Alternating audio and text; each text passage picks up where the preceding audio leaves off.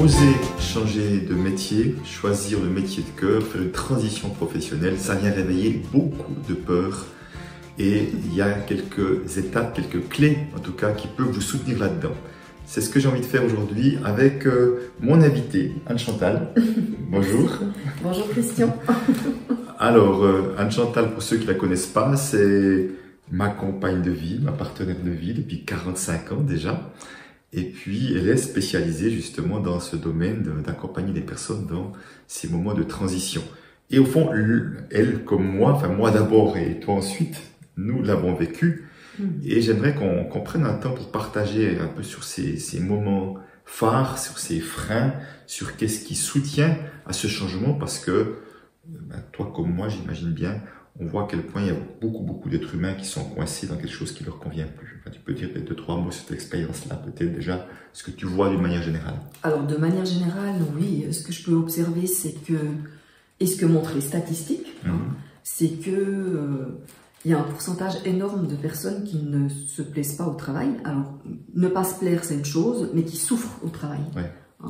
Dans le sens où, eh bien, dans les dernières statistiques montrent que plus d'une personne sur deux vit quotidiennement du stress, mais du stress, pas du bon stress, un stress qui épuise, qui vide notre réservoir énergétique et puis ça, on l'amène à la maison aussi, donc ça a des répercussions sur les autres domaines de notre vie. Tout à fait, oui, ça peut aussi nous-mêmes faire l'expérience aussi, bien évidemment. Sûr, Alors, c'est vrai que si... moi j'aime bien ce qui s'est passé avec Anne-Chantal, parce que moi je l'ai suivi en observateur. J'ai fait le chemin avant, mais moi j'ai eu un sacré coup de pouce, qui était un licenciement. À un moment j'étais prêt, donc je veux dire les choses sont passées de manière assez simple. Mais simplement, moi, j'ai pu observer Anne-Chantal souffrir dans une activité professionnelle et j'ai pu voir ses résistances quand je lui parlais. Je disais à un moment donné, mais c'est quelque chose qui est plus juste, tu devrais envisager autre chose. J'ai pu voir à quel point, tu te rappelles, c'était juste pas possible à entendre pendant une époque. Ça a été longtemps pas possible à entendre. Oui. Vraiment longtemps. Et j'ai beaucoup négocié avec moi-même. Beaucoup. J'ai aussi trouvé des... Moi, je parle du carré de sable. Donc, quand mon carré de sable, je le trouvais trop étroit, j'avais envie de plus de liberté, j'ai trouvé à l'interne des solutions qui me portaient pendant une année ou deux. Et après, je me sentais de nouveau trop à l'étroit. Et jusqu'au jour où, malgré, je pense que j'avais le carré de sable le plus grand qu'on puisse avoir là où je travaillais, en ayant des responsabilités, eh bien, je me suis quand même retrouvée insatisfaite, mais surtout c'est mon corps, en fait c'est mon corps qui a parlé. Mon corps, insomnie, troubles de digestion, douleurs articulaires, etc., j'en passe. Et là, je me suis dit, il y a quelque chose vraiment qui ne va plus. Voilà. Donc, même un carré de sable beaucoup plus grand n'était encore pas satisfaisant. Donc, ça signifie que parfois on peut voir qu'on peut trouver des stratégies à l'extérieur pour essayer encore de tenir le coup en faisant des ajustements ou se raconter des histoires. Parce que moi-même, je me suis raconté des histoires en me disant, ah ouais, mais tu travailles comme dans une bonne équipe, t'aimes bien tes clients, voyez, on se raconte des trucs comme ça. C'est exactement ça. Ouais. C'est vraiment exactement ça. T'as quand même des collègues chouettes, t'as quand même de la chance là où tu travailles, t'as un bon salaire. Enfin, c'est toutes les histoires qu'on se raconte, bien sûr. Et aussi, moi, ce que j'avais, j'avais des responsabilités là où je travaillais et je me disais, mais je peux pas lâcher un bateau qui est déjà en train de couler. Et je sais pas si tu te rappelles, je te parlais beaucoup de ça, en disant, mais tu te rends compte, c'est déjà tellement compliqué, si en plus moi je pars, un manque d'humilité, très clairement. Oui. Très clairement, mais un manque d'humilité derrière lequel il y avait beaucoup de bonnes intentions quand même. Oui, bien sûr, parce que tu t'es donné corps et âme, ça je peux vraiment le voir pour cette institution et à quel prix j'ai envie de dire. Ouais. Et j'ai peut-être, je te coupe, mais j'ai quand même envie de dire, il y a quand même une loi, quelque chose qu'il faut savoir, c'est que le système, donc quand on est dans une entreprise, on est dans un système, ça peut être le système de notre secteur, mais on est dans un système. Le système est toujours plus fort que l'individu. Donc ça, c'est vraiment Donc, de vouloir aller changer le système, de vouloir aller contrer le système, ça reste quasi mission impossible. Hein. Seul, surtout seul. En tout cas seul, bah oui, bien sûr. Après, oui, on peut peut-être fédérer des gens et tout, mais ce sont quand même des, il y a beaucoup d'inertie et ça prend beaucoup de temps et demande beaucoup d'énergie. Voilà. Tout à fait.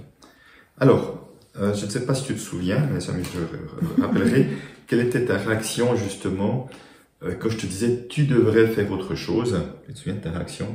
Je me souviens qu'il y a même de la colère dans ta côté action. En tout cas, je crois que... Alors, j'apportais mes problèmes à la maison, très clairement, hein, puisqu'un jour, il m'a dit « J'aimerais bien que ton directeur sorte de notre chambre à coucher. » Oui, parce qu'on en parlait le soir au lit de son directeur et tout, j'ai l'impression qu'on dormait à 3 dans le lit. Voilà, donc voilà. Eh bien, à ce moment-là, je pouvais pas entendre. Je me disais, mais il me comprend pas, il n'arrive pas à comprendre. Enfin, il y avait beaucoup de colère, oui, de colère et surtout un désespoir d'être comprise dans ce que je vivais. Voilà. Et sa phrase, je vais revenir dessus, sa phrase, c'était la colère, elle disait, oui, c'est bien joli de me dire ça, et je vais faire quoi? Et je vais faire quoi à la place? C'était ça aussi la colère. Et si tu veux, c'était vraiment ce truc de le fait de ne pas avoir d'autres idées faisait certainement que ça te faisait vivre de l'impuissance et que c'était juste inentendable, en tous les cas, d'entendre ça. Et un jour, je sais pas si tu te souviens, un jour ce que je t'ai dit? Écoute, je sais pas ce que tu m'as dit, mais en tout cas, je sais que je disais, mais je vais faire quoi d'autre avec lequel je pourrais gagner de l'argent quand même. Ah, ouais, t'as dit ça. Alors, je te l'ai pas dit, mais c'était très fort dans ma tête. D'accord. Voilà.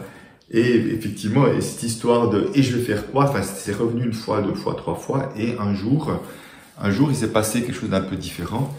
C'est qu'un jour, je lui ai dit « mais en fait, ça commence, tu n'as pas besoin de savoir quoi faire, ça commence toujours par un oui à l'intérieur de soi. » Un jour, on se dit « j'en ai assez, oui, je veux changer, même si je ne sais pas ce que je vais faire. » Je sais pas si tu te souviens de ça. Je me rappelle, oui, c'est quelque chose que tu as dit et que je dis à mes clients souvent, c'est ce oui à autre chose qui fait qu'à un moment donné, il y a les choses qui viennent à nous. Voilà, c'est vraiment un déclencheur. Et c'est vraiment un déclencheur, et je pense à cette phrase de Béatrice Fornari qui dit toujours, une nouvelle aventure commence toujours par un oui.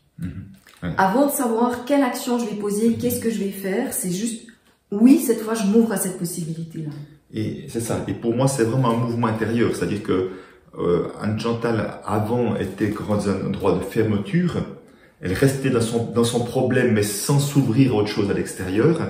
Et je lui disais, mais au moment où il y a ce oui, et je me souviens, moi, c'est Thomas d'Ansembourg qui disait ça, mais dans son partage aussi, au moment où il y a ce oui, il y a quelque chose qui s'ouvre, et on s'ouvre à recevoir peut-être du soutien, de l'aide, des informations qui fait que tout à coup, d'autres pistes vont émerger. Et je me souviens, je t'ai dit ça et un jour, tu m'as dit, eh ben, ok, cette fois, je peux m'ouvrir à imaginer cette autre chose, à ce oui intérieur. Oui. Alors, je me suis ouverte au oui intérieur et en plus, je me suis...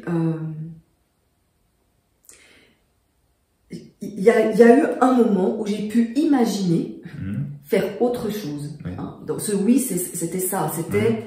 Ben oui, je peux quitter cet endroit, je peux quitter les collègues avec qui j'ai du plaisir à travailler, je sais pas pour faire quoi, mais il y avait comme un pas, j'y suis encore, mais je vois qu'il y a une porte ouverte. Ça a vraiment été ça. Donc c'est vraiment l'idée il peut y avoir une autre vie à côté de celle-ci. Il peut y avoir, ouais. Et, même si je sais pas ce que c'est. Voilà. Ouais. Et j'ai envie de vous partager, parce que moi, comme je l'ai vécu, après tu te diras, mais... Donc vraiment, il y a eu ce oui, et vraiment, je dis très peu de jours après, c'est moins d'une semaine. Moi, je reçois un mail d'une personne qui s'appelle Flavienne Sapali, qui faisait un travail, c'était quoi le nom de s'épanouir professionnellement, quelque chose dans cet ordre. Voilà, quelque chose comme ça. Enfin, je reçois ces courriels, parce que je recevais ces courriels de Flavienne, je reçois toujours d'ailleurs, et je vois ça, puis on est dans le bureau, d'un côté de l'autre, et je vais juste transférer Anne-Chantal. Et puis je me souviens, Et je me souviens tout à coup, mais c'était en soirée, hein, je me souviens tout à coup qu'un moment après, je sentais dans mon ressenti, une forme d'agitation dans le bureau à côté, où était Anne-Chantal. Je ne pourrais pas vous dire comment, mais j'ai ressenti une forme d'agitation. Et puis je me suis déplacé, puis je dis, ah tiens, il se passe quoi et tout. Puis elle me dit, je me suis inscrit à la formation que tu viens m'envoyer. Je ne sais pas si tu te souviens de ça, mais je me suis inscrit à cette formation-là, puis je dis... Alors, je t'ai peut-être dit, je vais m'inscrire parce que j'ai dû demander des congés. Donc oui, non, mais je dis, je m'inscris, je sais pas, parce qu'elle a dit, je me suis inscrit, je dis, mais, c'est là que je dis, mais, attends, mais 100 semaines, tu dois demander des congés. Je dis, oui, mais c'est bon, je les aurai, ces congés. Enfin, il y avait un truc, une sorte de détermination, elle a vu ça, je pense, tu as senti, c'est ça. Oui, j'ai vu ça comme, j'ai ouvert la porte et j'ai vu ça comme le premier pas. Ouais. Et que je n'ai jamais regretté. Ça, c'est sûr.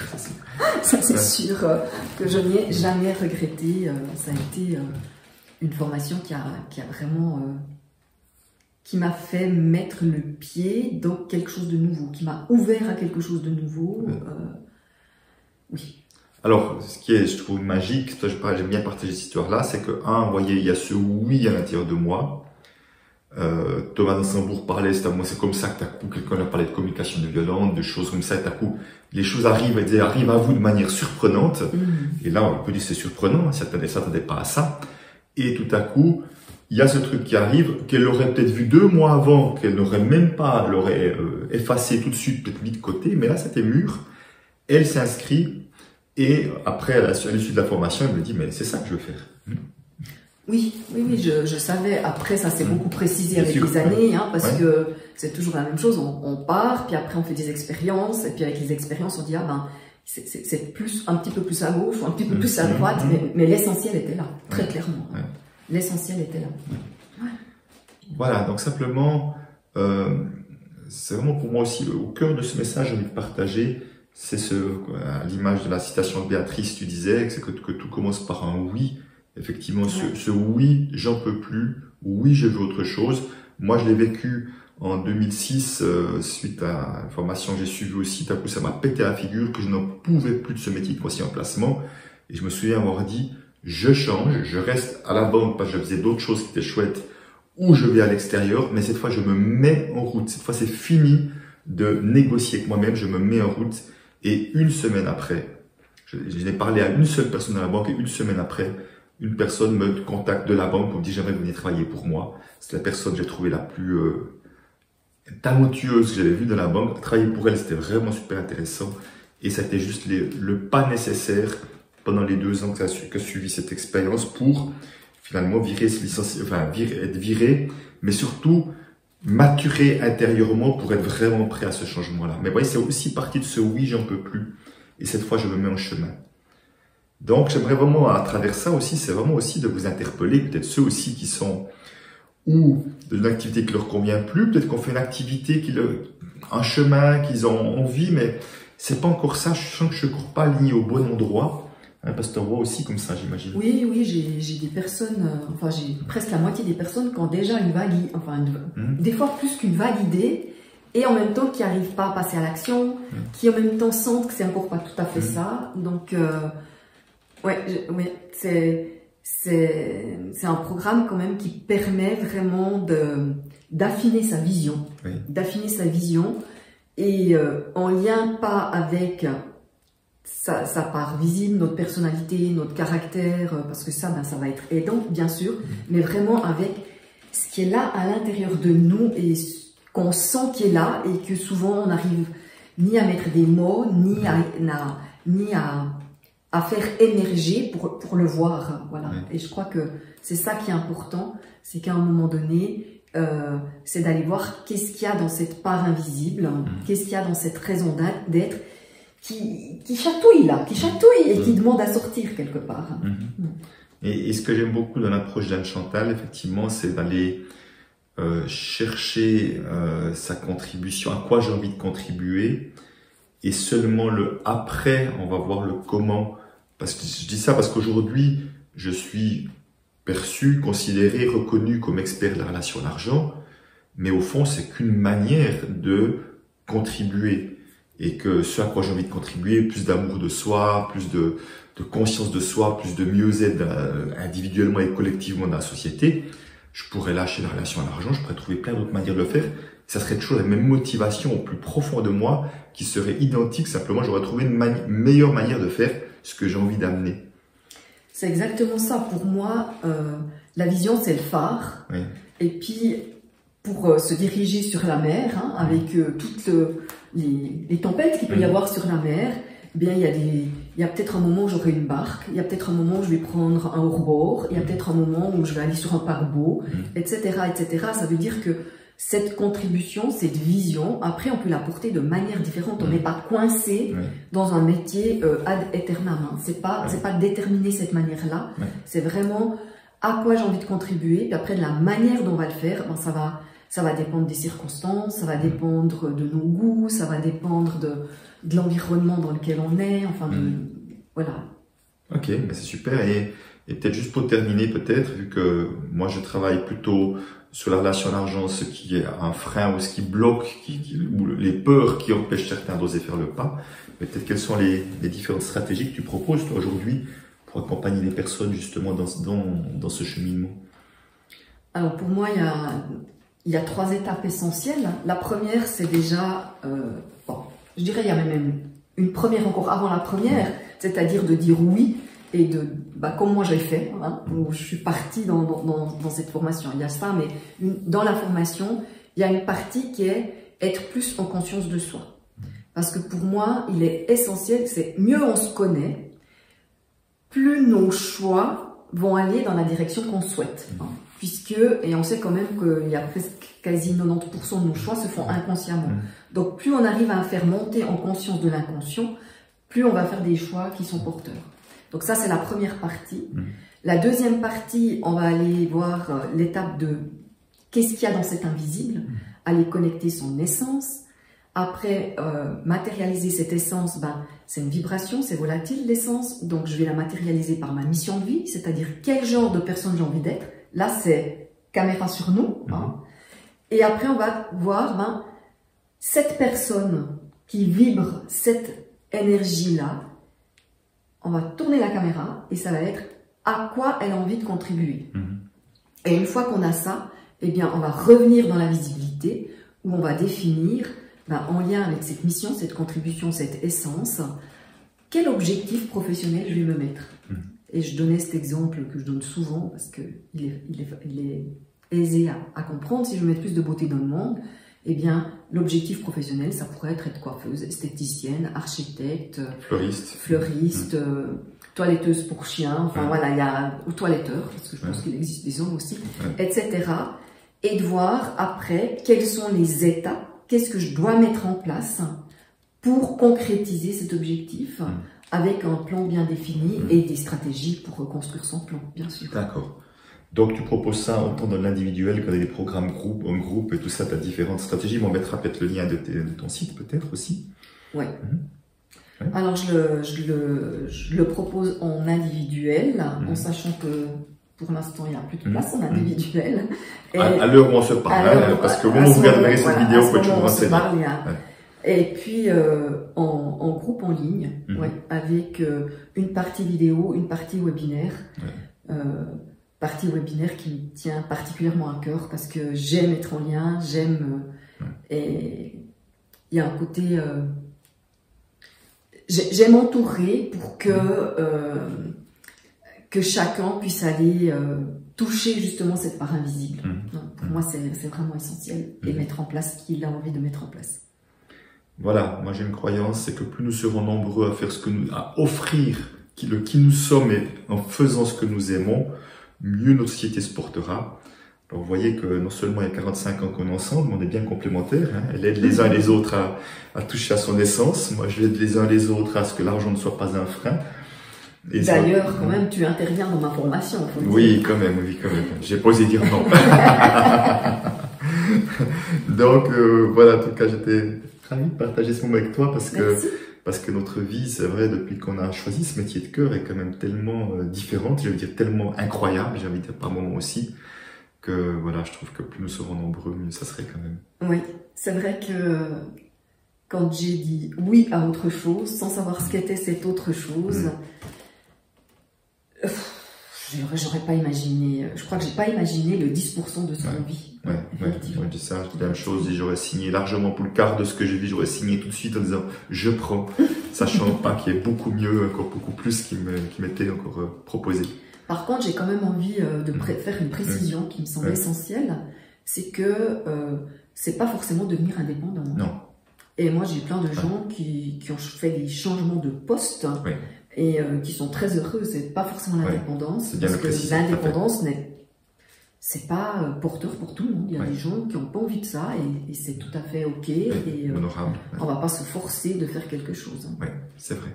Merci Anne-Chantal. Merci à toi. Voilà, j'espère que vous avez pris du plaisir à écouter nos parcours et surtout ces idées, ces propositions aussi. Et on vous retrouve bientôt pour une nouvelle vidéo. Allez, ciao. Bye bye.